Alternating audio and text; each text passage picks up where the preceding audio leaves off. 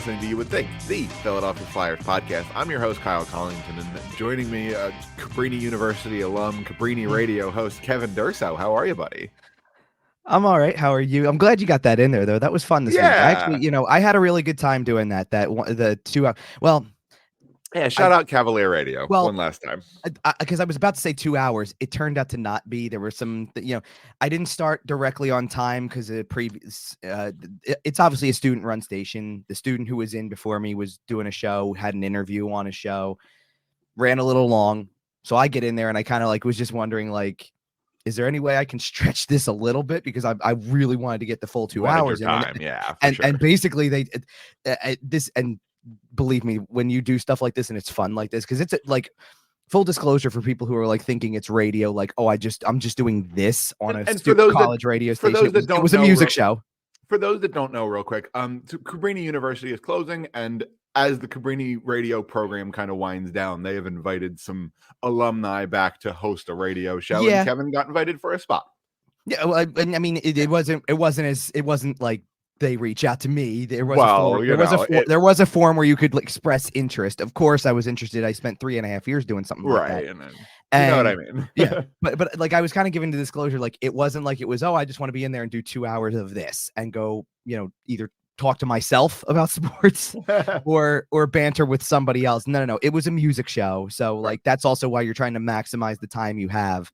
Sure. So don't tempt me with a good time saying no one's coming in after this. So stay as long as you want. Oh no. I'm surprised you're not still there.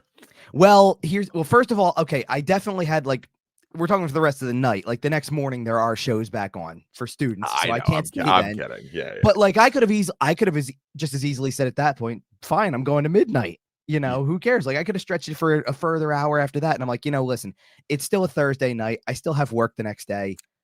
Well, listen, I gotta cut it at 11. I am glad that you had some amount of fun this week, because I got to tell you, watching these hockey games sure have not been. Sure. As we kind of shift over into the hockey conversation here, if you're not following us on social media, hit us up over there. We're at YWT Podcast. Kevin is at Kevin_Durso. And also you can find the show just everywhere you find your podcasts. Download it everywhere. Tell your friends. You know the drill. Okay. Frankly, I love that you've led in with this, so we could put it off for 2 extra minutes talking about this. I had to, right? And now we have to take the lid off the garbage can. Well, and I thought that what I did on Thursday night was the only big finality thing of the week. Listen. Then Friday and Saturday happened. Yeah, let's get right into it. The Flyers have lost 7 games in a row. Mm-hmm. Since our last show, we've actually only had 2 games because our last show was a little bit late. Mm-hmm. You lose 4-2 in Buffalo. You lose 6-2 in Columbus. Man, I do listen, just to put off the inevitable misery a little bit longer. Okay. I do want to mention the 2 goals in the Columbus game, because we did have a couple of NHL firsts. Sure. Ola Lexel got his first NHL goal, and Adam Jennings got his first NHL goal.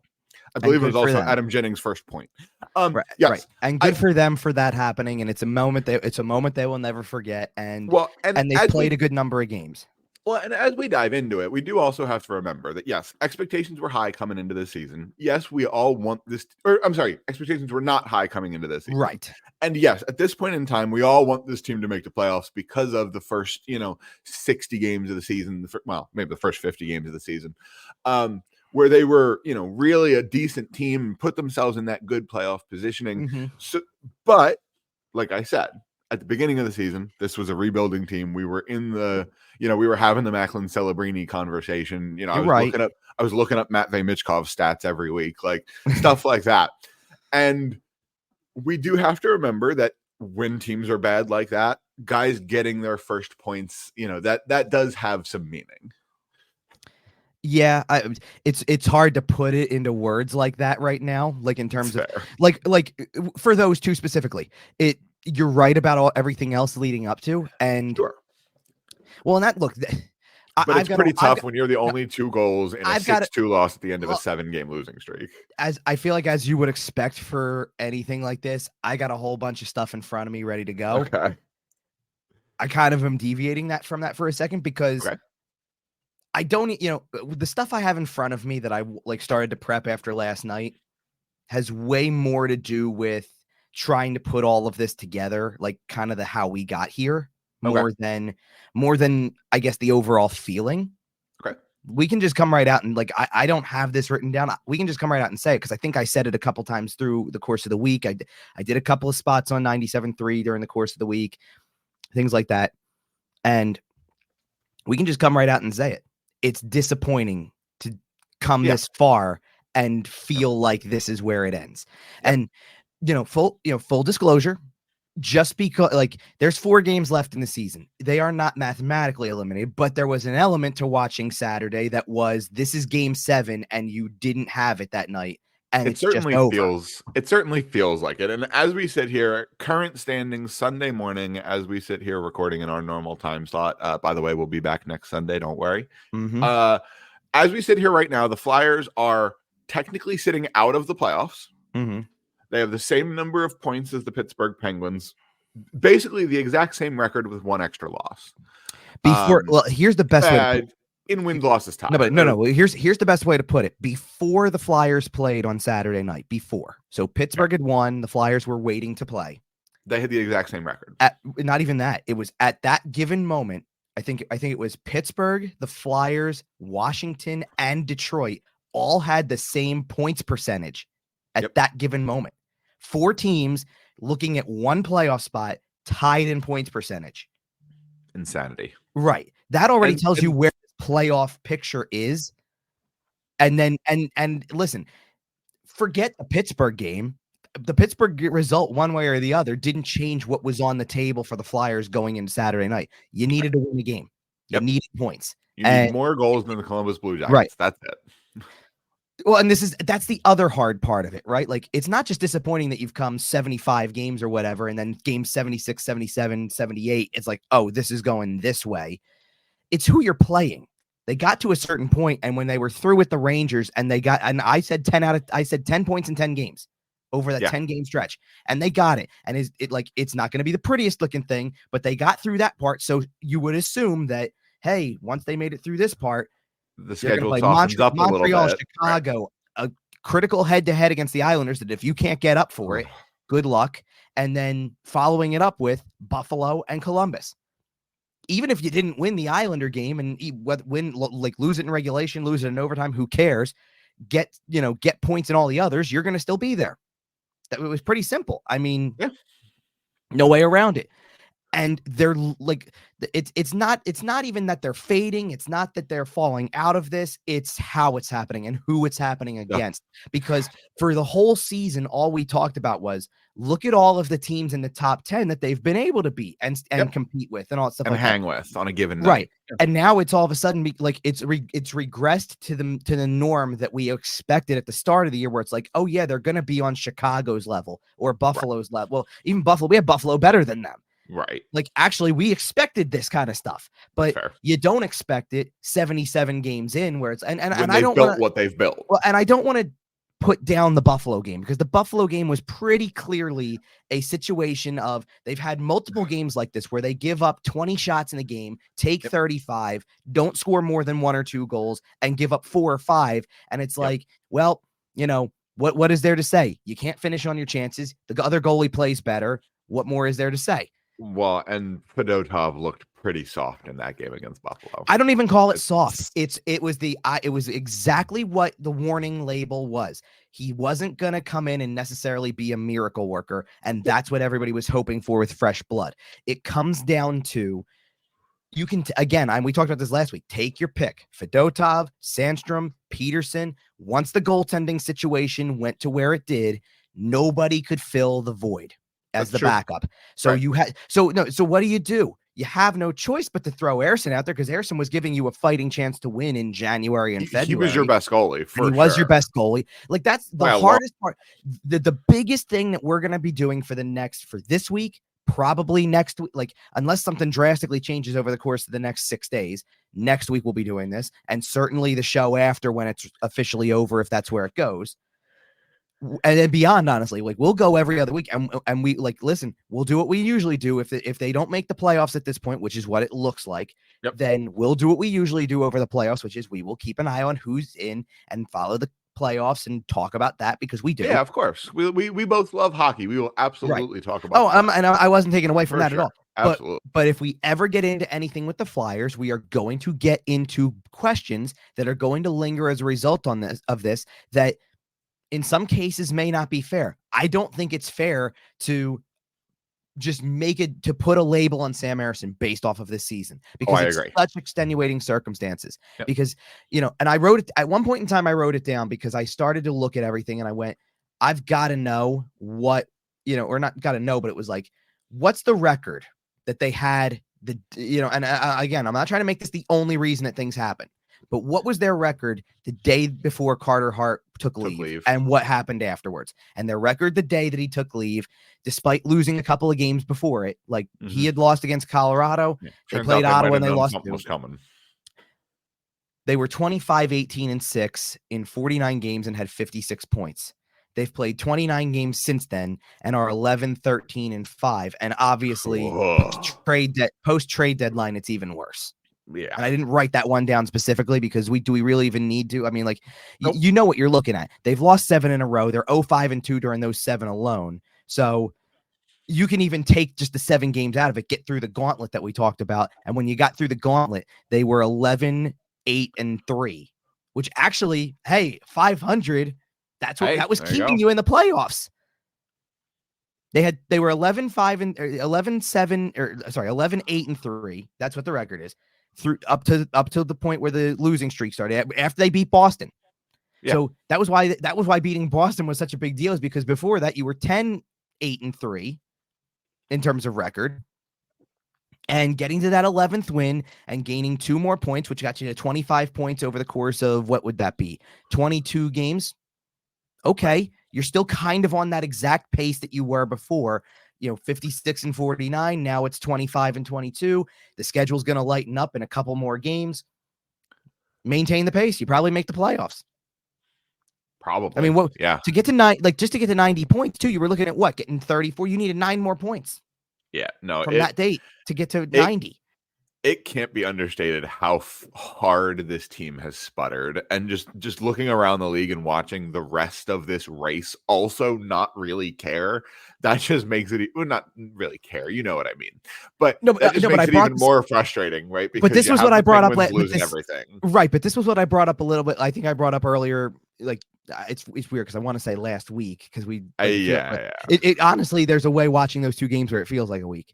So I brought like a week each. So I brought this up on Tuesday after the Islander game. I believe anyway. Yeah. It's one thing to be where they were at 83 points or 82 points. Look in front of you and say, I don't know, and I just picked a team last week and threw a random team in there. The Capitals are at 87. So you go in, you're at 82, they're at 87. You need a win to keep the playoff hopes alive then. And it's clear you're not there. Like, you need a lot more to go right than just winning your games to still make it. And if you lose in overtime, that's crushing to the hopes, and you don't really build it up as much, but you're still in a tie. And that 1 point could help you make the playoffs. Yeah, absolutely. When they tie the game like that, it wasn't just like, oh, they tied the game and then they blew it in overtime and it doesn't make a difference. You still looked at it like, well, they got a point. And if and depending on how the next 3 days go, you still play Friday, Saturday, and maybe have a chance to open it up again, because same thing, everybody's tied. And guess what? You still held the spot going to Friday. Yep. Well, and that's right. And that's the disappointing part is, right, we've talked about it on this show a bunch, is that you had this lead, you built it up over that first 40, 50, 60 games, and just watching them throw it away, just watching them absolutely refuse to win a single hockey game for what feels like a month and a half. See, and I'm not saying that you're necessarily wrong, but I hate the wording of that. Like, that they're throwing it away. Like, what you don't like is that I'm not making an excuse for it, because this is one of the conversations we're going to have. And I kind of talked about it a little bit last week, because I brought up the idea that you can come up with like the difference between making an excuse and it being a reason, because it happens that way. If you're reasoning this is why something happens, then that's why something happens.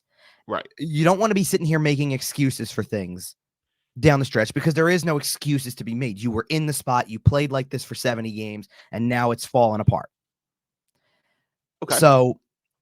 So I don't like that, but you can see how gassed they are in certain situations. We didn't have a starting goaltender for the back half of the year be a reason? Then I think I need to get into all the stuff I wrote down then. Okay. Because if this is where you want to go right now, like, well, if you're talking about reasons versus excuses, I'm just wondering, like, well, is that a reason? So, well, just okay. So then just hear me out, because then we need to get into this part, because I've been thinking a lot since the game ended last night, because it felt like the end. Like, you're watching the way that this thing is going, and as it progressively got worse to, from, hey, 3-1 maybe to 4-1 very quickly, 5-1, 6-1.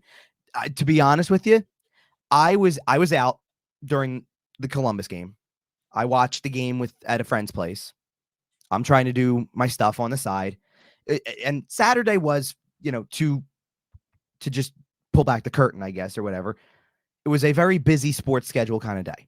Yeah. Lots of stuff going on. So the idea of like this watching with, like, when I was over at a friend's place and watching and all stuff like that, it was included but not limited to WrestleMania 40 in Philadelphia. No, that wasn't it at all. Okay.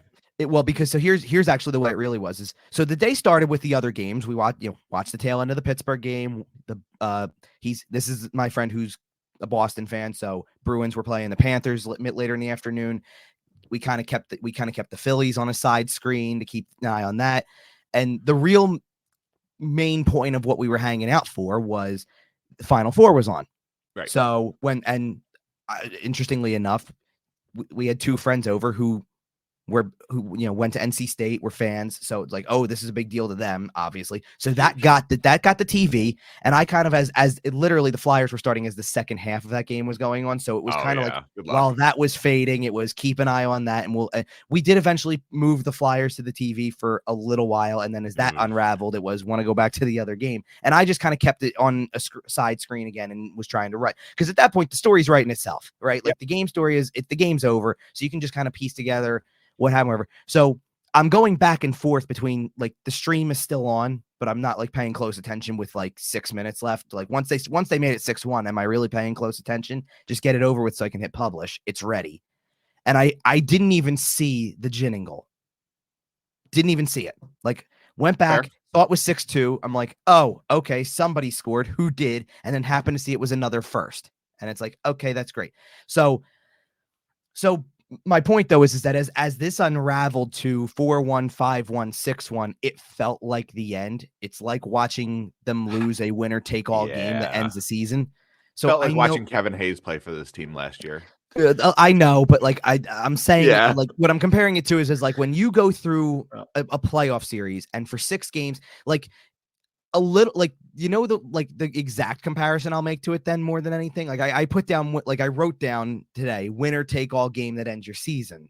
Yep. What it felt like is the way that it was watching the Flyers play the Islanders in the bubble, where it looks like it's over at 3. They're down 3-1 in the series. They win game 5 in overtime. All right, still some life. They find a way to win game 6 too. So now you're sitting in a spot where it's like, hey, it's one game for all the marbles here to go to the next round.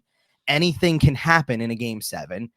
And it turns out to be a 4-0 loss. And you can tell pretty early that it's like, oh, this is just the tank's empty. 2 or 3-0 by the end of the first period, wasn't it? It was 2-0, I think. Yeah, and then it slowly deteriorated from there. And it's like, and you weren't beating that Islanders team with a 2-0 lead. Nope. And there was an element where, for the same thing, for the lack of playoff experience and the lack of amount of time in the playoffs that they had and the way that they were getting played, you kind of understood it. You're like, just seems like the tank's empty. They played overtime games to win all 3. The last 2 went a little deeper than normal. The one was double overtime. You had to put a lot of energy out there to get to this point. So as great as it would have been, it didn't happen. And you weren't, and like in that case, because it was the second round of the playoffs, and that was hardly the expectation for that year coming in either. It was, well, that was cool though. They won a playoff round. They got to game 7 of round 2. Let's see what happens next year, kind of thing, right? Right. But when it's over, kind of. So, and believe me, during the game, after the game, collectively, I've watched people who are trying to cope with the feeling for the whole thing. And everyone is doing what is natural at this point. And the morning after that we're recording this falls right in line with this as well. Yep. They're doing the natural thing we've seen year after year after year, which is look for something to blame. And that's why I'm coming into the reasoning part of it. You're definitely not like blaming, hey, they played over their, like there's, and I said as much, even I put it out there, like, hey, listen, or that, because right away, like one of the comments I saw, and I'm going to like, I have this written down later as part of this, is I see right away, they quit. Or they, and I go, or they played over their heads for 70 games. Right. And they just don't have anything left. And I get that that's not good enough to an extent. Like that's not good enough of an explanation. So you want reasons why this is happening? I'll give you reasons. I was sitting here thinking about this stuff for a while. Let's start with this one. Look at the save percentage in particular, since they lost the luxury of having the rookie goalie be the backup that gets involved in the regular rotation and then a legitimate starter after the fact. It has been bad. Once Carter Hart took his leave of absence, it became Sam Erson's net, and nobody else could provide what was needed to have confidence in a backup. Nope. So the save percentage went into the ground. You played a lot, and sometimes it wasn't necessarily, the save percentage went into the ground and you're constantly losing 6-2 or 7-0 like they did a couple times and giving up 40 shots, and that's how the save percentage tanks. They're losing games 4-1 or 5-2 or whatever it is, giving up 20 shots. Yep. Yeah, it got so bad that Danny Briere had to go dig a couple guys out of Russia. Like, come on, man. I'm sure. And I'm sure they were probably working on that, et cetera, et cetera. Well, I don't say that about Kolosov I don't say that about Kolosov because I get trying to do that. Well, no, and I get trying to do that at his age because the idea is, to be honest, I look at Kolosov and I'm not saying this is who he's going to be or what they think he's going to be, but for him, you know what I mean? Like they were trying to get Fedotov out of Russia. Well, yes, I know that. Sure, but I know. That got accelerated a little bit. But what I'm saying is that there's a difference between bringing over a guy who's 27 and didn't play literally for a whole season 2 years ago versus the guy who just turned 22, who you're sitting there and like in your head going, in 3 years time at 25 with maybe imagine if starting at 22, he plays in the minors, gets 1 full year, 2 full years under his belt potentially, and then starts to play at the NHL level, isn't great, and then a year later figures it out, and it's like this is their version of like an actual development path. This is their version of Sorokin. This is their version of Shesterkin, who you got to give it a little time, but he could be on that level if you follow this path where it's like, well, he's been here for long enough to adjust. Right. That when he does play in the NHL, you're not going to have questions about whether or not he's capable, not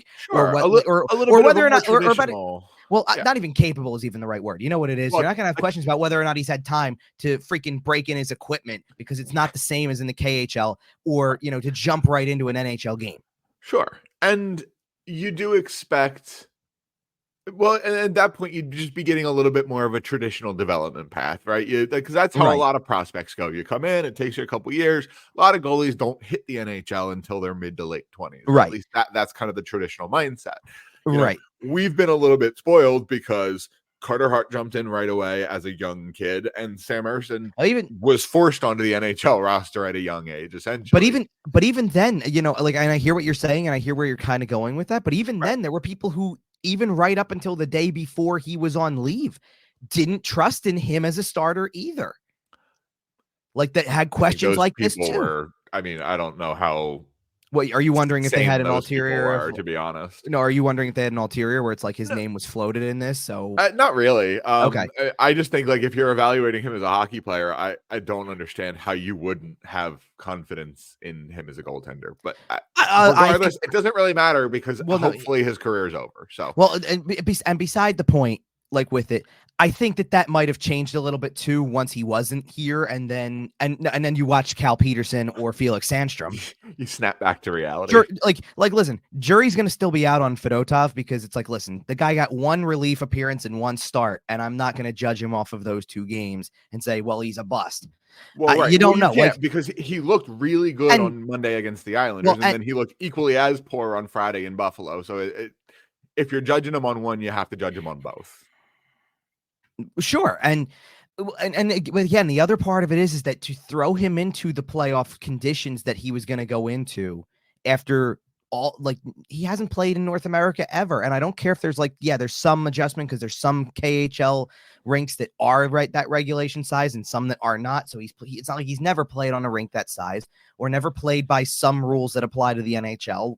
No, there's still stuff that's similar, but it doesn't matter. You're being put in a spot where it's a perfect spot to throw him in. Like if you said he was making his first start with 6 games left in the season, and it's because there's nothing to play for, so you just want to see him, 20 points then nobody cares because it's exactly when you should be playing him. But you literally put him in with the intention of, well, and in fairness, he's playing because you don't have anybody else there to back up. Correct. Like at that point, he's got to be on the NHL roster, and I get that. But you're putting him in that situation with the expectation that maybe he can win. Sure. Not, hey, he's getting a feeling out process. Maybe he can win. Well, and keep the playoff push going. And if you were bad and if you were 15, 20 points out of a playoff spot, there wouldn't have been as much of a rush to get him here in the first place because you'd be taking a little bit more of a look at Felix Sandstrom. Well, you'd be taking a little bit more of a look at, some of I don't know about that because I think that as it faded, like, to be honest, I think even before they gave Sandstrom a shot, they didn't feel like they needed to see anything more. They were just trying to see if maybe something had changed. Right. No, I get that. That's fair. And as soon as you have games like he did against, well, certainly the Florida game, but I'm trying to think of the other one before, the Boston game, where again it came down to it was the same story. John Tortorella told you for a year that one more save, needs one more save, constantly needs one more save, and in Boston he needed one more save, and against Florida he needed 2. Yep. And at that point in time, you knew that wasn't the answer either. There's no way to, that. Right. It's one of the big, I hate that it's going to be because it certainly for a little while didn't feel like it was one of their biggest strengths in the first 40, 50 games of the season. And now it's going to be one of their biggest questions because now you're trying to figure out, does Ersson have the makings of a starter? It's hard to judge him as a starter because he started, let's be real. He started in the second half the way Martin Brodeur started games. You just kept throwing him out there like it's him or nothing. Isn't that one of the most irrelevant? Wouldn't that have been one of the most irrelevant positions in the game if you were the backup goalie in the 90s to Dominic Hasek or Patrick Roy or Martin Brodeur, where it's like Mike Richter? People actually ask that question. They go back and go, who was the backup goalie on the 96 Stanley Cup champion Colorado Avalanche? Or who was the backup for the 2000 New Jersey Devils? Because you never saw him. Wasn't you just Jocelyn Thibault in Colorado? In Colorado, one year it was Dave Abisher. It was Dave Abisher, right? I don't think that was 90. I don't think that was 96, by the way. I think that was 01. But the one year it was Dave Abisher. Actually, I know that the other one, it's not Thibault. Okay. But I do know. Yes, did he play for that franchise? Yes, I know. So I ask you again. Yeah. As we evaluate this season, and obviously it's not over yet, and we will do a bit more of a formal funeral for this season after it's over. But and I'm just getting started today. So. Sure.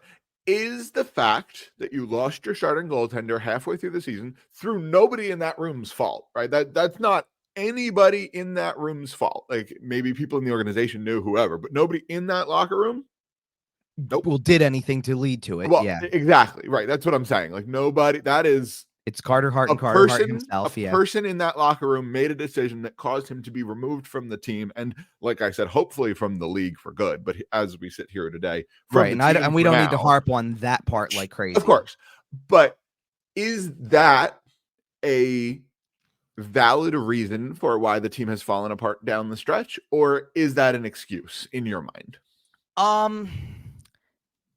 It's kind of both because here, all right, you know what I'm going to sit there and tell you then? Here's to me what the right answer is.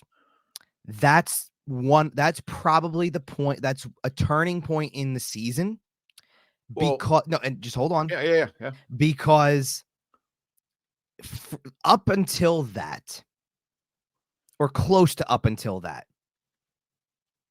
they had played nearly half of the schedule with virtually no drama or close to no drama. I mean, the worst thing that we were talking about was Morgan Frost isn't playing a lot, and it seems like there's some beef going on with the coach. And then there was a point where somewhere in that range of time, it seemed like some of that started to get put to rest a little bit.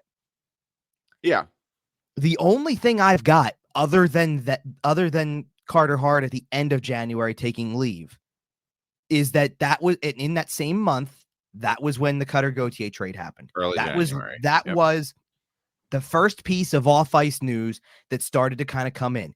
And that's then when the turbulence started. But you had that, like, here's my point though. If you would tell people, like, I thought about this the other day too. If you went through the whole portion of this and said, here's some of the things that are going to happen to your team throughout the course of everything. You're going to trade a top prospect because he doesn't want to play here and go and have everybody in the organization top to bottom, close to top to bottom, be a sounding board for, you don't want to be here, we don't want you. Yep. And turn it into more of a public story because now there's quotes behind it. It wasn't just the trade happened. It was the way that they announced the trade. Held up. Well, but it was the way that it also went down, like in announcing it. They kept it under wraps to make a deal.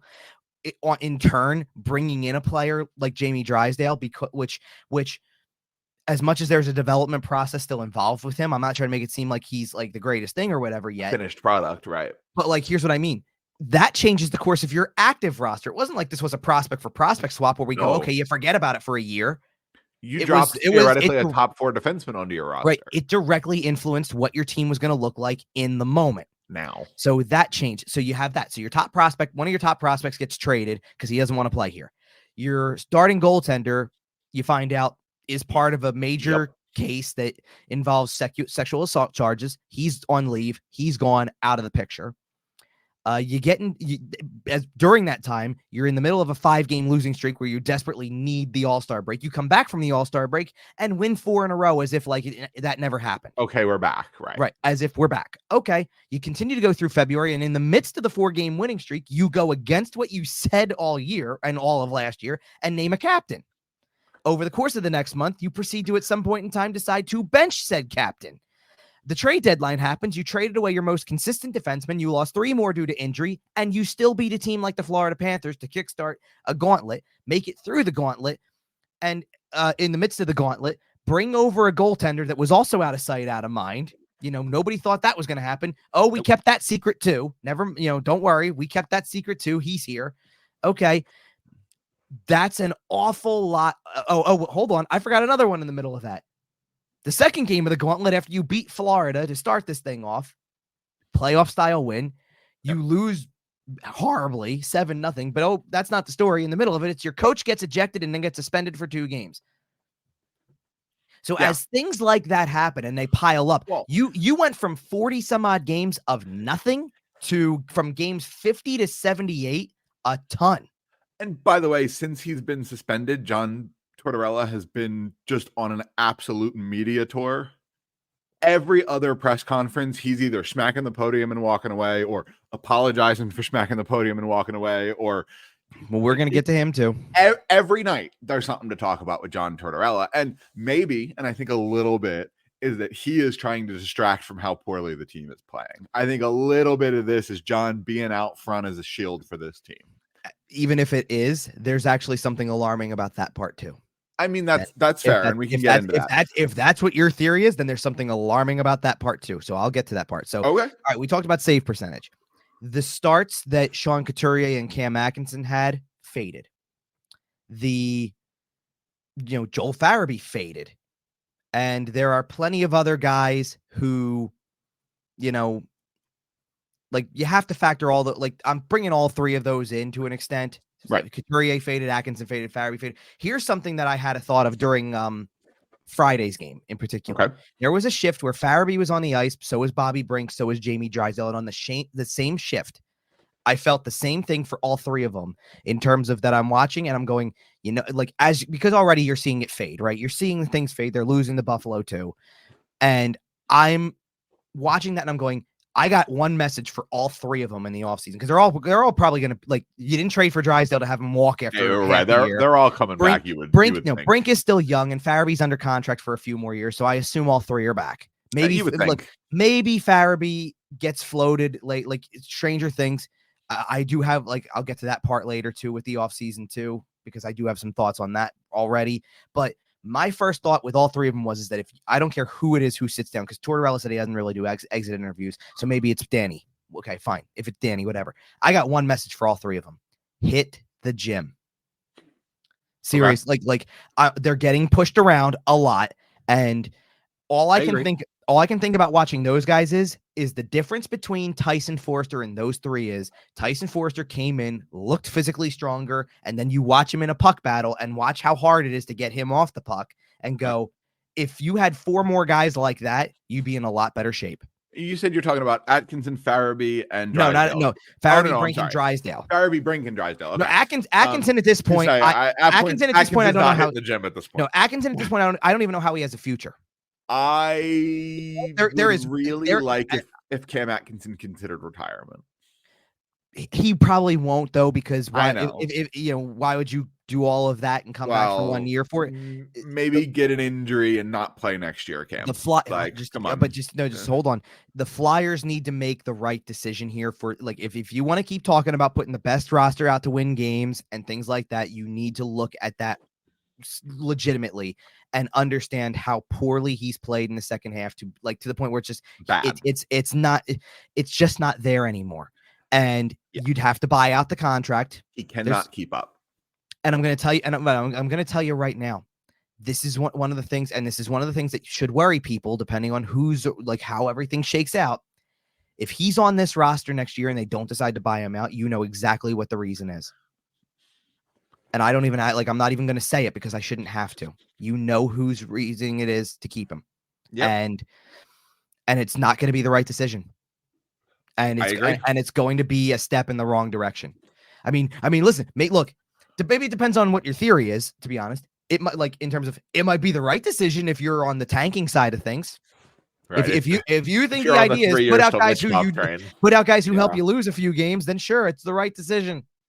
But it's not the right decision if you're trying to progress from what Right. I think if your answer is that this year was, hey, this was unexpected, they got close, they don't make it, and you want to take another step next year, then he can't be on the roster. I think it's hard to look at what this roster did this year and decide that the next best step is to actively try to go backwards. Right. I think there is still some trimming to be done, the Cam Atkinsons and such, but I think this roster has a good foundation. I think you're heading in the right direction. I think I don't know if it's going to be a rebuild as much as it's going to end up kind of being a retool, because that's what it's been, right? You haven't really rebuilt. Well, we'll see. I mean, there's a lot still. I know. So let's keep going down the list of reasons. Okay, so I brought up. So far we've done the goaltending save percentage because let's put it this way. It's less about goaltending per se. We've seen games where these guys look like Ersson's played plenty of games where he looks great. He's played plenty of games where he looks terrible. He's played too many games in general. So, and it was, as soon as it wasn't a solidified, you have 2 guys. That's what you're searching for from here on out. You're searching for 2 guys who can play and that can keep your save percentage even at level. If we're talking about save percentages, .895. It's below league average, but it's not horrifically below league average. That if you look and say, oh, they're giving up a lot of high danger chances though in that time, right, which they still are, don't get me wrong, but then at least you're sitting there going, that's the reason it's below league average and not by much, is there are too many high danger chances. How do you expect the goalie to stop all of them? I forget what exactly the number is of games or whatever, but the save percentage lately is something like 80. It's 81 or lower. It's awful. It's abysmal. It's not even ACHL quality. Yeah, no, we're talking, it's bad. Right. So that's one key reason. And then I bring in the starts. Some of the starts faded, and you're watching as other guys are like that. To me is what Tortorella means when he says guys aren't cut out for it. I don't think it's will. I don't think it's effort. It's you got guys who physically got to a certain point in the season and do not have the strength in them. And in some cases, it's like you can sit there and go, Jamie Drysdale, you showed up in January. You didn't train for this season the way that John Tortorella typically would have trained you. All right. And you're trying to learn on the fly. Maybe with some compromised shoulder stuff. So you're trying to learn on the fly, bulk up and come ready to go for camp. You could be a key part of this thing. As for the other 2 who did have a training camp, Joel Farabee, it is what it is. There's part of it that you go, is that what he is? Right. But on the other hand, where did any of the offense go? You know what I mean? Like he had good offensive numbers for a chunk of it, and then seemingly lost all ability to put up a point. And I think we're heading into the first real offseason in a couple of years where Joel Farabee doesn't have an excuse, right? He's had some injuries, Right. He's had some lingering, this, that, the other, and I'm sure he's got some lingering stuff. They're all playing hurt right now. But if he comes out of this season and doesn't have a major surgery, then he's got an off season where he doesn't really have to do an excuse, right? Yeah. And you need to go out there and just take your break. You deserve a break, but then you get in the gym and you get on the ice and you be a professional athlete. Well, and Bobby Brink, who I brought up in this too, Bobby Brink's had an easy one as well because you're a rookie. It's your first real full NHL season. You didn't play the whole season. You were up and down a little bit, but when you play at the NHL level and it's another level, you're seeing it. Okay, that's a learning experience for a guy who's his age. We can't be talking about the other guys. We can't be talking about, well, Sean Couturier faded and Cam Atkinson faded and go, what's going to change about that? Right. You can change, a guy who's 23 years old, like Brink is, or something in that range. Well, and you have to figure out that if it's not going to change, then he shouldn't be on your roster. Like and I'm not saying that should be the case, but you need to figure out if that's going to be the case. We'll get to that kind of reasoning as well. Okay. So here, I'm going to bring this up. And here's the thing. I've seen some things where it's like, this can be a reason, and it's also not, because it doesn't contribute to, this doesn't have any recency to it. But it's something that at this point in time, it's impossible to ignore because it's happened regularly. If just watching the Columbus game, when did the game turn? There's an easy answer. Okay. Because the game never got a chance to really turn. Like sometimes the game turns and you're like for example, the Flyers tied the game in Buffalo. They're pushing, they're out shooting Buffalo by a ton. They're getting goalied in that game. Yep. They finally scored to tie the game. And you can look at the point that the game turned as two things. There was a 4-on-4 situation that opened up the ice and allowed Buffalo to get space to let someone score. And then with seconds remaining in a period, you gave up a backbreaker. That's where the game turns. It's later in the second period. For the first half of that game, you're playing better. Yeah. You're in a position where you're playing exactly how you should. I have no questions about effort, no questions about even the ability to outplay a team in that spot. It's not like they were getting beat. They just, you know what I mean? Like, and some of even that Rasmus Dahlin goal was just kind of a skilled player making a skilled play.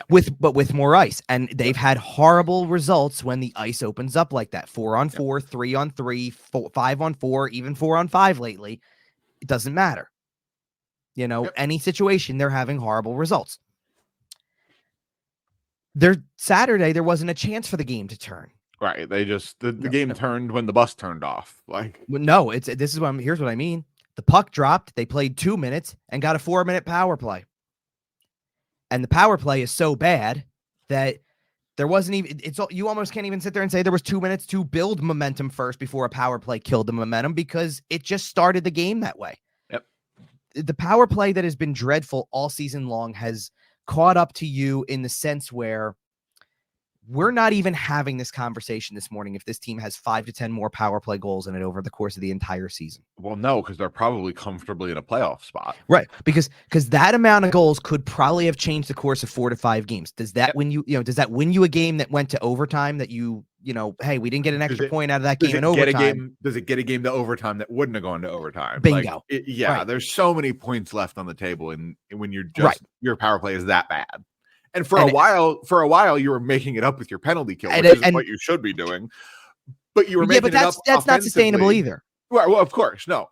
But you were making it up with your penalty kill, and then that's kind of fallen off too. So now you're not threatening 4-on-5. You're not threatening 5-on-4. You're not really threatening 5-on-5 when he's scoring goals. There's an element of that also, though, that goes back to the save percentage too. When you're killing a penalty and you know that you're a man down situation, and the goalies aren't stopping it, are allowing goals on roughly 15 to 20% of the shots that get taken. God, it's so depressing when you say that. Then you're sitting there, but you're sitting there worried about it. So don't play. So you don't play aggressive because you know that you're not getting a save. Anybody who gets behind you is getting an easy shorthanded goal. Yeah. Of course. No, I'm not talking about from the power play standpoint. I'm talking about the penalty kill. Like where the penalty kill you're worried about, like if you're worried about giving up a goal, you're not going to take that chance that gave you the odd man rush while you were shorthanded before, because you're sitting there going, the goalie's making 80 to 85% of the saves in a game. Because if it comes back 3-on-2 the other way, they're scoring. Yep. Or if you don't even get out of the zone trying to do it, is the point. Right. So, all right, let's put that one past us for a second. Yeah. Because what I've seen, what I've seen a lot of is they quit. I've seen a lot of John Tortorella lost the room or his message is wearing thin and things like that. I don't think they quit, because if they would have quit, then I don't see how you can go over the course of this 7-game losing streak. They scored a goal to tie a game with under 10 seconds left to get a point and reacted as if it mattered reacted like they just won Game 7 of the Stanley Cup at that spot. Yep. So I don't think they quit there. And I don't think even losing in regulation to Buffalo, you played better than Buffalo and just didn't quite execute enough from all angles. Goaltending wasn't quite good enough. You know, gave up a 4-on-4 goal, gave up a backbreaker at the end. I talked about last show. I talked about how in the Islander game, every goal that the Islander scored was off of a turnover. So it's just execution. You know, it's just not quite there. I don't think your intentions are bad. I don't think it's that they're sagging and going, well, we just can't win, so we're quitting on this thing. Right. I don't think it's that. With Tortorella, you can look at some of the things he's done and wonder if it's the most advisable decision to make. Like I talked about Couturier and Atkinson fading, and you could easily just go back to the beginning of the year and say, well, gee, playing big minutes from the jump after missing an entire season. And in Couturier's case, almost 2. Right. That's probably not the most advisable thing. You've run, you're running the pairing of Travis Sanheim and Cam York out there for 25 to 30 a night and straight into the ground. Nope, that's probably not advisable. There's a lot. Sam Emerson every single night. You're feeling forced to play Sam Emerson every night because your backup situation is terrible. There were all of the nights. Remember how a couple months ago, it hasn't happened for a little while consistently, but all the months that we talked about them playing 11-7, you're overworking forwards with no balance to the lines. Yep. And you're insisting upon got to play 7, got to have Mark Stahl in the lineup, or got to have this or whatever. And I'm going to pull Bobby Brink or Ola Lixel or somebody like that. Guys who can take some minutes off of the Couturiers and okay. So you can look at those decisions and factor it in. And I know people are going to bring up that he lost the room and the lost the room thing and center it around both the naming of Sean Couturier as captain and the subsequent benching. And what I'm going to do is I'm going to let his words do the talking. He said it himself earlier this week, literally the day after our last show was posted. If a player quits on me or players quit on me, you've got the wrong damn coach here and you've got the wrong damn people here. Yep. So do they? Is this the wrong coach?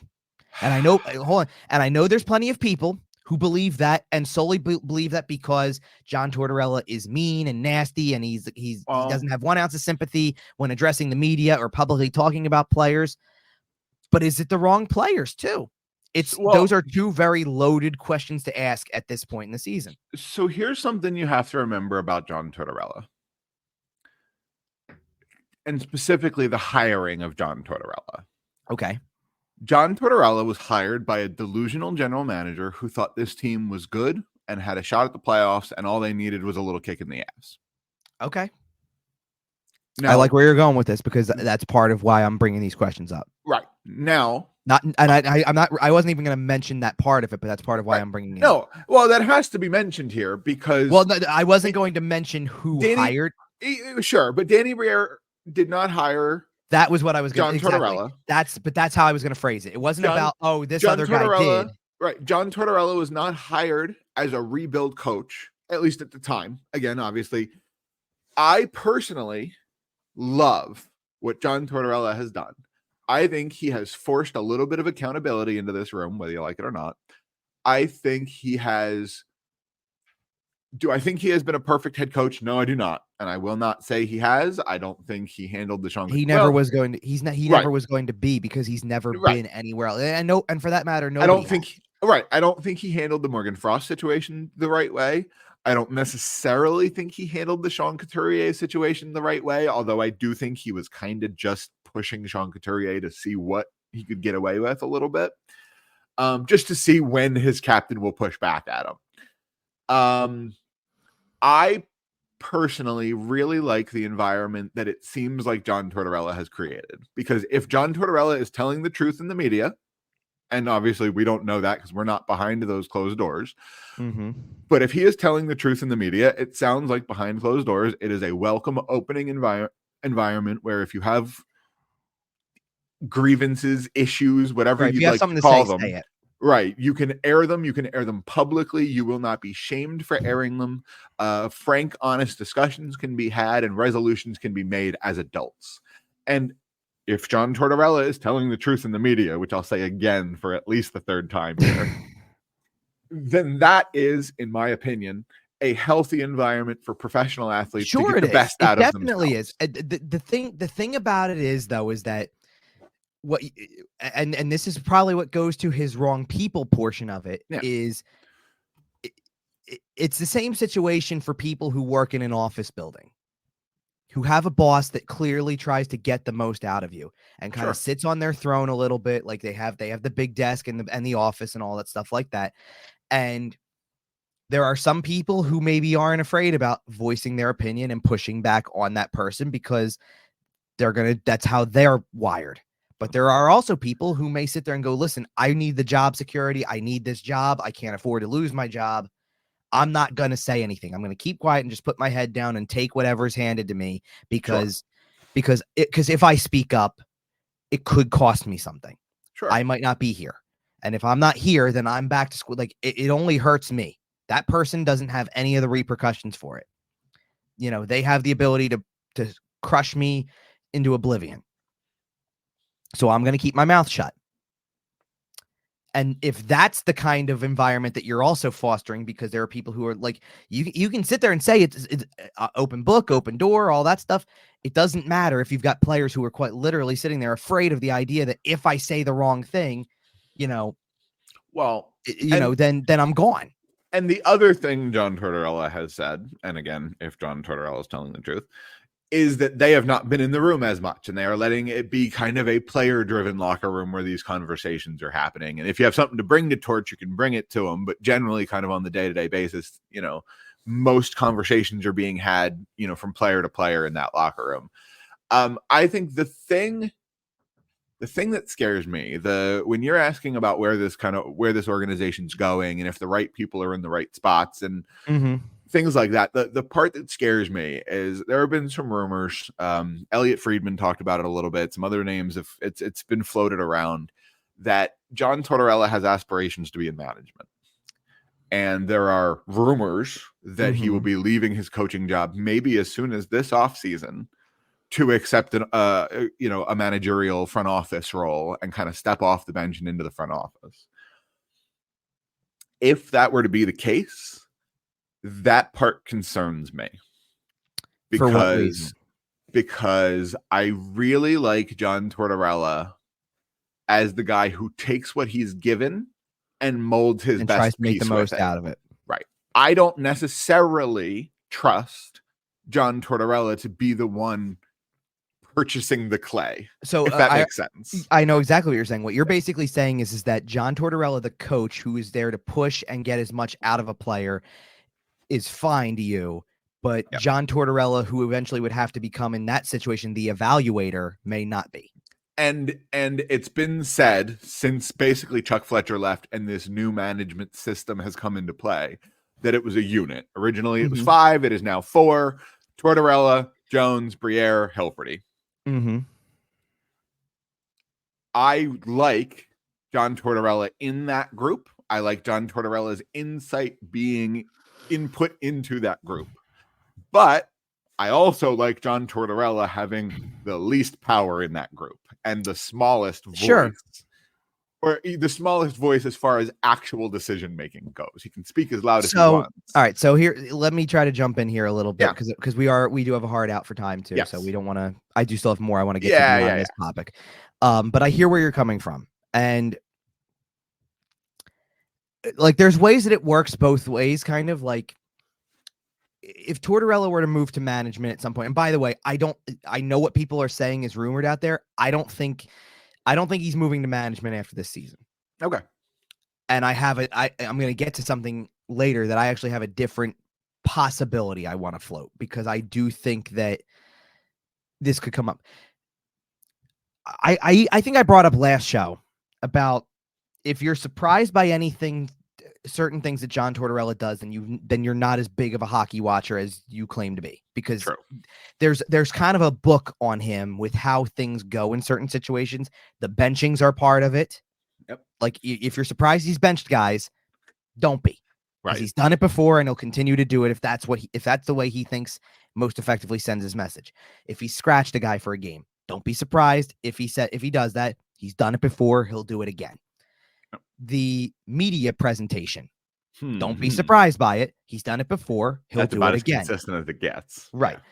Don't be surprised by that stuff. Actually, I'm going to throw another layer into it, because most times people just want to take the media portion of it and go, well, he just comes out and he's mean and he's angry about stuff.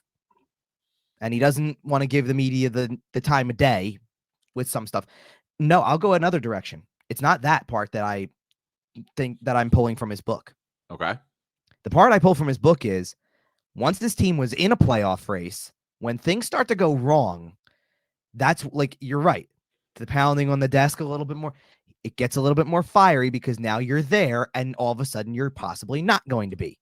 Right. And when it starts to go off the rails, sometimes I think that it just resorts to collective frustration. And nobody wants a coach. Like here's a perfect example. When the Flyers had Dave Haxtell as the coach, nobody wants a coach that when it's going off the rails is just kind of standing there taking it. You want a little bit of passion. It's why people like Peter Laviolette. It's why people look at other coaches around the league and like Rod Brindamore, let's say. Brindamore doesn't stand there like, oh, woe is me, the game's not going the way we want to. No, he's fiery, but he also has a different way of approaching the other parts of it. Yeah. You know, he doesn't come in when things are going really bad and start pounding in the desk and be like, oh, whatever. He's a motivator. And I'm not saying John Tortorella is not a motivator, but I think the presentation that the fans get is either we did a lot of good things, but we got stuff to work on, or gets like desk pounding. Like, don't you dare try to tell me that the game went this way, because that's not the way I saw it. So you're wrong, I'm right. That's the way it is. I feel like people look at John Tortorella as like the angry father of this team, and he just comes in and rages, and there's no meaning to it, and he's just mad to be mad, and he's just blah blah blah blah blah. I don't think that's the case. I don't think that's the case either. I think John Tortorella is crazy like a fox. I think he knows exactly what he's doing, and like I mentioned earlier, I do think a little bit of the presentation, the desk slamming and the apologizing to the reporter and the this, that, the other. But I think a little bit of that is smoke screening for a team that is failing and trying to take a little bit of heat off his players. But if that's the case, this is when it comes out, when the team does like what this is saying to me is that, yeah, no expectations to start the season. It was supposed to be you're rebuilding. And then they got into the race, and then they stayed there, and then they kept doing things that kept them there and made it look like they were legitimately going to make it. And when it starts to fall apart, and the expectation from John Tortorella now is, we're going to play to a level. We have an identity, and the identity starts to slip a little bit, and the execution slips, and the losses start to pile up. And now for him, it wasn't about rebuilding anymore. It was, we're going to make the playoffs. Right. He didn't have to say it. His reactions tell you that. And even if he is being a shield for everybody else, by being a shield for everybody else, he's telling you it's falling apart, and I'm doing my best to hold up the dam until it explodes. And I don't think that's a bad thing. I think maybe it isn't, but this is the way that stuff finishes with him sometimes. That's what I'm getting at. Well, and we're talking about it, right? Is it a reason or is it an excuse that the roster isn't good enough, right? Well, it's a reason.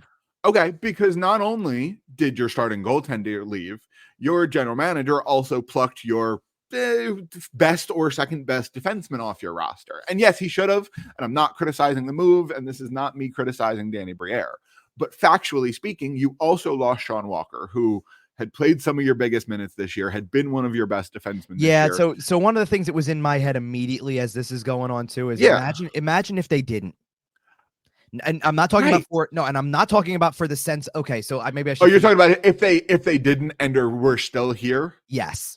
That was what I meant. I needed to finish that sentence. Imagine if they didn't and still collapsed. I agree, and I think then you're really freaking like this is. And I think a couple of those games were close enough where Sean Walker may have made enough of a difference that you would have maybe gotten some extra points. Well, but if you're not, but I agree with you. This is where I was trying to get to because I know people are going to think that this season was a giant waste of time if they finish in this spot right now and just miss the playoffs. If they end up with like the 13th pick, I get it. I get it. Well, okay, so first of all, there's basic look and different after Saturday for sure. Big difference after Saturday for sure, but there's basically 3 scenarios still left. One is they find a way and they make it. It's not super likely, but that is a possibility because I'm gonna start hammering the 2010 train if they start winning games. Sure, you are. Well, yeah, because they backed in that year too. Mm-hmm. Sure did.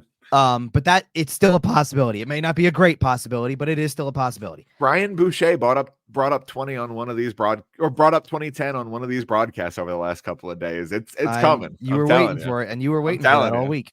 Thanks, Bouch. Possibility number 2 is the other extreme. We even said to possibly make they could fully fall apart here. Well, to possibly make the playoffs, that is still mathematically alive anyway. It doesn't feel good right now. They would probably have to win out. Pretty close. There's 4 games left. I think they need at least 6. They would need to. I'll tell you this much. And then here's how I'll put it: they would need to win out to control any of it. Oh yeah, absolutely. And otherwise, you're doing the same thing you've done for the last 2 weeks, which is sit there and hope that other teams lose on top of you winning. And thankfully, so far they have been right. The Penguins crawled their way back in it, but they're still terrible. The Islanders, the Capital, nobody wants the spot. Washington or I don't think the Penguins are as terrible as you're going to make it out to be because right now I know. No, right now I wouldn't want to touch them in the playoffs. The team that's gone 6-0-2 in their last 8 games and beating teams like Tampa and all that. And by the way, has Sidney Crosby, and he's and him playing well, and everybody else around him starting to play better because of it and things like that. Like, they're a problem if they get it. Yeah, they're a big problem. They're a problem if they get it. Look, the part that I can't get over with that one is that literally 2 weeks ago they were 12 points behind the Flyers, and now those 2 teams are tied in points. Figure it out. I don't need, we don't need to be math experts here to do this. Anyway, all right. No, anyway, we're almost finished. Yeah, we're almost finished. So there's people who are going to think that this season was a waste of time for that or whatever. Yeah. I don't think that's the case at all. If you believe and know what Tortorella focused on with building culture and what the players started to believe is true. Nothing is a waste of time to me. If you learned something that helps shape your offseason, then you accomplished something this season. Even if it's the struggle at the end and you miss the playoffs after being in it, you're going to learn something. Oh. So I believe that there are 3 big possibilities that exist over the offseason into the next if they don't make it. Okay. 1, I think that the team not only played over their heads this year, but you will see next year a season that possibly is a lot like 2022-23 instead. That pretty tough. And I think that that's a legitimate fear for the vibes that we're building throughout the course of the year is that a lot was going right in the first half of the season, and now the fear is that it's not going to be this good next year, so regression. Number 2, I think it's very possible Danny Briere in the front office makes some sort of big move this offseason because of how close they were. To try to not slide backwards? Not even to try to not slide backwards, to try to give them something that they desperately need, which is more talent. God, would that have to be a goalie at this point? No. You don't think I think they believe that if they believe that Fedotov can come in and be a legitimate backup to Sam Ersson, because they seem to have a lot of faith in Ersson too, and it's pretty obvious what's happened to Ersson, or at least you hope it is. And to me, a lot of these things, like a lot of what you're asking, is questions that get answered early next season, and that's actually going to bring me to point number 3. Okay. Or the third possibility, which is, I think if next year's team doesn't start well, it may not be a long leash for John Tortorella. Interesting. I expect him back as the head coach next season. I just think that as soon as the season started to look like a playoff year this year, possibly, everything changed from his vantage point, like I said. And when things don't go well, he plays the same cards. And if he continues to play the same cards and it's not February and March and, okay, you're this close, yeah, play those cards, you've got to push. If it's October, November, and you're like, we got to play these cards to try to get it to on try the to rail, not fall into a right? hole. To try to get it back on the rails that early, then you're losing. Then he's losing it, think, and you're losing everything. And I think at that point in time, you don't worry about whether or not he's in your front office. You worry about how do we save he's this in your organization, right? Yeah. What I believe is happening right now more than anything, though, and this is the way I think people are feeling, and you can tell me because you're usually the fan perspective guy. So tell me if this is what's coming up. I think the fan base's trust issues are surfacing again. I think they have reason to be. Okay, so here's my reasoning. Assuming that the Flyers don't recover from this, the collapse that has now knocked them officially from a playoff spot, and they don't reach the finish line. They don't or they didn't reach the finish line if they don't do that, right? They didn't make the playoffs despite being there for nearly the entire season. They didn't lose enough to take the easy way out and get a top 5 pick. They didn't trade assets away at the deadline completely. Like, yeah, they moved Walker, but you opted for the Sealer extension and you didn't trade Scott Lawton at this time or whatever. And I'm not saying that stuff couldn't happen or whatever. And you didn't get what you could from all these guys in one-year deals. You re-signed Ryan Poehling. Yep. And you have long-term contracts in place with Owen Tippett and now Nick Sealer, and Joel Farabee still got some term, and Sean Couturier and Travis Sanheim. And like I said, Poehling resigns and Ersson resigned early, and you want to extend Ivan Fedotov. And so it's going to be a lot of the same players who aren't good enough to you coming back. And they're going to finish right in the mushy middle when you're not good enough to make the playoffs, but not bad enough to be in the lottery. So you end up picking, I actually, no joke, wrote down the exact spot you said, 13th or something of the sort. So what you're telling me is we're back in that same rotation we were in the early 2010s. No, here's my problem. No, just I'm not finished with that. Okay. That's what it's going to look like. And I can sense the trust issues building. Like, well, you were there all year. So yeah, of course you go for it. But when you don't make it, now you're going to be stuck in the middle. And it wasn't supposed to be this kind of year.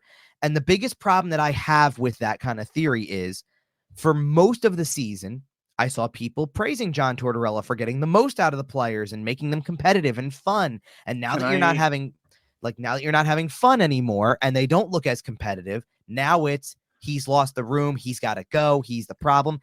I'm not absolving him of blame. I'm just saying he's not alone. Like everybody, I think a lot of people are looking at, well, of course the roster wasn't talented enough. And of course it wasn't going to be can I tell you where material. So it's got to be him. Can I tell you where the trust issues are coming from? Well, I wasn't finished completely, but yeah, go ahead. Okay. Let me see. Well, you're talking about fans with trust issues, man. I'm telling you, it comes back to the goaltending. It all comes back to the goaltending because since the second Bernie Parent trade, the Flyers haven't had a goaltender. And yes, I know they had Ron Hextall, and he was very, very good for a long time, and I'm not taking anything away from him. And I know, but who is it? Who is it? Steve Mason never had a backup. And if he had a backup, he would have been probably the second or third best Flyers goalie of all time if he had a reasonable backup. I didn't have that as the reason, by the way, like completely for the trust issues. I understand where you're coming from with it. I think that's where it all comes from, because if the Flyers got if the Flyers got 890 goaltending, it's better than what they're getting, and it probably wins a game. Below league average, bad. That's not good goaltending. But it's so incredibly much better than the goaltending they've been getting. You know what? It would have won you at least 2 games. You know what? I lied a little bit. I do have part of the reasoning behind that, like as goaltending, and I didn't mention any particular goalie in general because it's not them. No, and it's not them. It's not Sam Erson's fault. It's not. No, so fault. It's not. So let me go into the next point, because this is like, again, where I'm saying like this is where trust issues come in, and this is a problem I have with it, because all season long I've also heard nothing but praise for Danny Briere, how he's handled every situation well. He did the right thing moving Sean Walker. Look at how he was able to get Ivan Fedotov here, and how the Gauthier trade didn't get out until it was over, so he could get Jamie Drysdale instead of next to nothing. And now it's going to be the team didn't finish low enough to get a good enough pick and didn't make the playoffs. And it's like that trust in your general manager, who could just as easily get a find in the first round, is gone. Who could get 2 finds in the first round because, oh, by the way, you have Colorado. I think it is the biggest load of crap that people look at general managers, because they're the Flyers general manager and because the way things have gone, that you immediately default to, you can't pick 13th because then you just get Travis Sanheim over again. Right. I think I understand the trust issues with, yes, you've been failed by previous general managers. This guy is in his second year drafting at this point. If you trusted everything else to this point in the season, trust that he knows how to draft a freaking player. Well, and something that we've talked about on this show before, some of these trust issues come from the fact that it's not okay. I'm going to look directly into the eyes of the fan base here. If you're watching on our YouTube channel, I'm looking directly into your eyes. This is going to be the greatest place to come out. Right? Well, look at this, by the way. We're going to be finished right after this. Bob Clark is not part of this front office anymore. Paul Holmgren is not part of this front office anymore. Bill Barber is not part of this front office anymore. Not in a meaningful way. I know they're technically still there. I know they technically still have titles, but they're not part of this front office in a meaningful way. Now, I'm not sitting here telling you that they are 100% going to pick the next Alex DeBrincat in the second round this year. I'm not telling you that. But what I am telling you is that from this perspective, it has to be a bit of a clean slate. You have to give them a chance. They have not drafted in this current Flyers front office has not drafted and developed anybody. Not really. They got 1 year of it. Well, right. They took over 10 weeks before the draft. And I know Danny Briere was before that, but like they took over 10 weeks before the draft. How about different? How about this is your first real draft where you had a whole year of scouting? True, but how about this part? For example, they took a player whose talent level was top 3 material in the draft at 7, knowing you weren't getting him for at least 1, probably 2, and maybe even 3 years. And there's still a hope he pulled a bit of a Jaromir Jagr and he comes over a little sooner. Well, come on. We didn't even talk about this last week, but I think that like the way that the Fedotov thing went down creates at least a little bit of an interesting thread to it. I don't know that it means it's going to happen any sooner than it was ever going to. Sure. But I think that it means that there's a line of somehow or other, that means there's a line of communication that is open. And if that were to happen, and again, neither of us necessarily expect it this offseason, but if that were to happen, that is a full-blown game changer. That changes your entire offseason. For what it's worth, by the way, I have a simple theory to what you're saying about the first year thing and all stuff like that. Here's the simplest thing I can say about it. If you at any point during the course of this year, including right now, because it's still relevant right now, if you at any point during the course of this year have freaked out a little bit or been very intrigued by and excited about in any way, shape, or form Denver Barkey, then you have a reason to trust them, because Denver Barkey, it looks like a 3rd-round find at this given moment. So if you're getting excited about that kid, not knowing anything about his professional career yet, right? Danny Briere drafted him in the 3rd round. Exactly. There is reason to have trust. Now, so let this play out a little bit. And I feel like that's what I'm saying. That's why I feel like that's what's happening. They didn't finish the job. Everybody immediately deflects to the coaches losing the room because it's easy. It's always the easiest thing to do. Yep. They're not going to get good draft position. The sky is falling. Here's the reality. And we already brought it up. They're last in the league in save percentage since mid-January. They're last in the league in power play. The penalty kill fell off. They have a terrible overtime record. They've had more than their fair share of games where the talent disparity is stark. As much as John Tortorella wants to say, it's like the Jason Kelce Super Bowl speech, but in reverse. It's exactly where I'm going though. Is as much as John Tortorella wants to say, despite all of that and all the talk that they were, and the talk that they weren't supposed to be there, that they're here. Yes, they are here, and they were in a playoff spot with 2 weeks to go until the end of the regular season, because that's what our last show was. Tuesday, Wednesday, whatever. And they are still mathematically alive, even with 4 games to go, but they are nowhere near where they need to be. And we're trying to scrape by in the final weeks of the season and nearly have. It's running out of fuel. It's running out of time, and everyone wants a reason. And the reason simply is that everything that was going right, other than the power play, has gone wrong in the last month and a half, slowly but surely. They were playing with house money for a team that they had on paper, and the clock is striking midnight. Yep. And it's everything. It's the coaching decisions. It's the goaltending. It's the penalty kill. It's all the guys who play defense. It's the forwards disappearing offensively. It's all of it. It is even a little bit. It's your general manager who made the right decision to trade away your most consistent defenseman. It's that too. He made a decision that was, what was the word I kept using? I had a word for it. Possible self-sabotage. I'm not saying that that's the only reason, obviously, but it's part of it. It's a contributing factor for sure. Right. Yep. So even he contributed to it. So collectively, this happened because everything that could go wrong did in these last stretches of games. And that doesn't necessarily make it a failure. Right. And everybody wants to default to that because there's 4 games left and now you're out. Now, listen, and you're not eliminated, but you're out. As a fan, as orange tinted sunglasses guy, a couple things can be true. Okay. I will be disappointed if they don't make the postseason at this point. Absolutely. And everybody should be. Right. That being said, I still recognize that trading Sean Walker for a first round pick was the correct decision. Sure. I think that, obviously getting Carter Hart off your team was the correct decision. You can make all the right decisions and still lose. And that's the great thing about life. You can do everything right and still lose. You're speaking more from Danny Briere's perspective, I hope, because I think there's people who would definitely argue all the right decisions from a coaching John Tortorella definitely hasn't done everything right. No. But the players certainly haven't either. But I think where you're coming from is that, and maybe it's a little bit more specific than even just Danny Briere, is that not only Danny Briere, but Keith Jones as well have kind of maintained this. It was never about the playoffs thing, and they might not make the playoffs. And you're kind of sitting there going, because that they maintained that for most of the year, as disappointing as it is to come this far and not make it, because they kept that in front of them to some degree. Now, listen, there's people who could counter with maybe Nick Seeler wasn't the right decision. If this is where it was going to go, why'd they even bother with that? Just trade him too.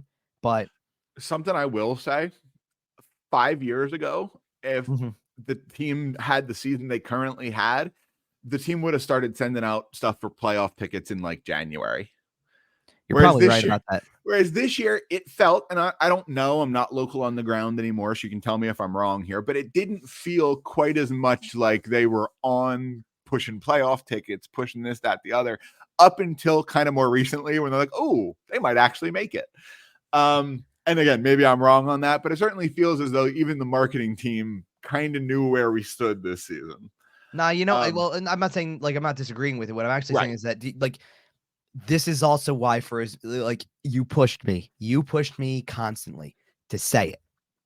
And I kept not going there because to me, it was one of these things where it's I don't know, the closest I came to was they beat Boston. They needed to get finish with 10 points in that 10 gamer. And they did. And I started to feel okay, but I kind of kept the caveat of it being, if they do what it looks like they're capable of and what they should do, then this looks like it's going to finish that way because they just, I'm pretty sure I even came away from it being win 5 out of the 9 that were left. And I think you might make it. And I still think that probably is true because at that given point in time, when they got out of the gauntlet, they've gotten 1 point since then, right?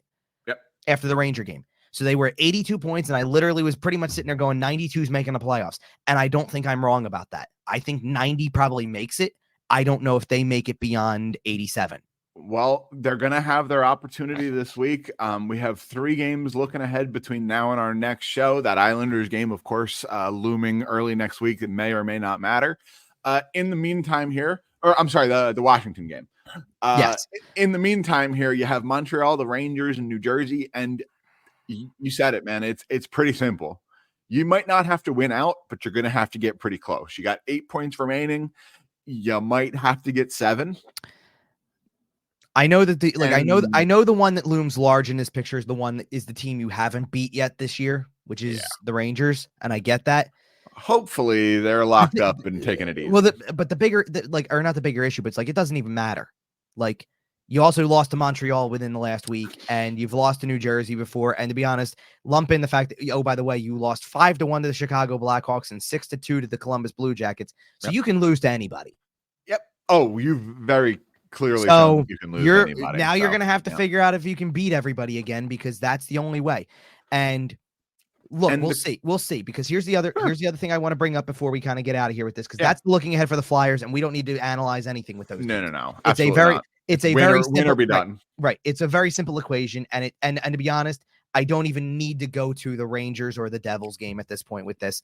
It starts with the Montreal game. You don't win that one, it's going to be really hard to overcome that part of it. You absolutely need 2 points in Montreal. The first step of this is to see if anything else goes your way in the process. You are still technically tied with the Penguins. for that last playoff spot. On points, yep. On points. The Red Wings and Capitals both play on Sunday, and if they don't gain any points, they remain a point behind you somehow despite that. All this stuff. Crazy. To be honest, I have no choice to do this because this did actually happen. So the Devils won on Saturday, so they're now 5 points back of the Flyers. And I guess that's not out of the realm of possibilities if the Devils win a couple more games, including the one head-to-head against you. Oh, no. Oh, this is a nightmare. Okay. So, but nothing's changed. My point is that before Tuesday, nothing's changing in your standings place. They're 5 points back. Even if they win, they're going to be 3 back. Yep. The Red Wings and Capitals could leapfrog the Flyers on Sunday if they gain even just 1 point, because games in hand will dictate that. Then the Penguins play again on Monday night against Toronto. And if the good fortune that the Flyers seem to get on Friday happens and they don't win that one and the points hold and everything is the way it is, then you go into Tuesday and the opportunity exists. You win a game. You win a game. You put too many ifs in place. Oh, there's definitely way too many ifs. I'm saying that that's the way that matters that way. And if it doesn't go that way, like I'm pretty sure 2 weeks ago, 2 shows ago, I said something along the lines of, you can't just sit here and rely on scoreboard watching. Here's the simple for making the playoffs. And now they have to. Yep. Well, and here's the thing though. You not only have to watch the scoreboard, you have to win hockey games. You have to score I get that. goals. Okay. And I know you get that. I'm curious. No. I know. Okay. And but the way I'm breaking it down is you're going to scoreboard watch now until you play again. And there is a way that nothing much changes. And now that game becomes, hey, listen, if you win that one, you may get it back on the rails a little bit where everything else stays in the same relative position. If the scoreboard watching doesn't go well, and then on top of it, you don't win against Montreal again, what it becomes closer to is that it's already over and the last 2 or 3 may be meaningless. Like that's what I'm getting at. That's what I'm getting at is that there's a way for all 4 of these games to matter. There's a way for that last game against Washington to be for all the marbles. Yep. And there's also a way, if you lose in Montreal on Tuesday, it doesn't matter because the rest of them become yes, you've got to take care of business for your next game, but the magnitude of taking care of it is that it could put you back. Like you could win that game, and if everything else goes the way I just said, like some of it has for them, you jump back into a playoff spot if you win that game. Yep. Or you lose that game, everybody else keeps winning like they have been, and we are saying goodnight on the season. Yep. Before before we ever get to the Jersey game. Yeah, this is without a doubt the biggest week of the Flyer season because it's just as simple as win or go home. Mm-hmm. You're in the playoffs, and it's not a best of 7 series. It's sudden death. And every game. I'm this is my final thought, and then we're going to leave on this note. Yep. I'm not going to say anything for the 4 games that are lined up on the schedule before the Flyers next play in terms of the scoreboard watching aspect, because I'm not speaking on those teams specifically with this part. Sure. But I'm going to tell you that you are going to know everything you need to know after those 4 play out. Yep. Going into when this puck drops on the Flyers Montreal game, you'll know everything you need to know in the first 10 minutes. Absolutely. If the first 10 minutes are what you like, everything you hope for, they'll be involved. If it's not, it's over. Well, and we will be back next week to talk about those first 10 minutes as well as the rest of the game. The other 2 games, we might be doing a full-blown funeral on the season by then. So in the meantime, check us out on social media at YWT Podcast. You can follow along with the misery at Kevin Durso on all the social medias. You can find us everywhere you find your podcasts, including sportstalkphilly.com. Here we are, man. It feels like we're coming out of a bit of a fugue state with this team, but we're back to reality. It's going to be tough. Yep. Flyers got to win some games, and we'll be back next week to talk about it. See ya.